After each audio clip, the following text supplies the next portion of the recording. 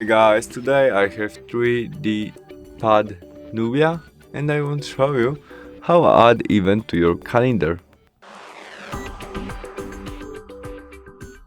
From the main menu, swipe up the screen and go to the calendar application. In it, we must press on the day when we want to add our event, maybe 25th of April, and there this plus icon and event. Firstly, we can add title of our event. There we can add the event to calendar of our family member or group member or Gmail. There we can set when event starts and finish and what time, or after we switch on, we set it will be all day. Repeat of our event, if we need it, we can custom it also. We can add event to people calendar. We can make video conference when event starts. We can add the location of our event, notification, maybe 1 week before at 9, what you prefer and need. We can add more than one. We can change color which we see in our calendar on maybe Vasily.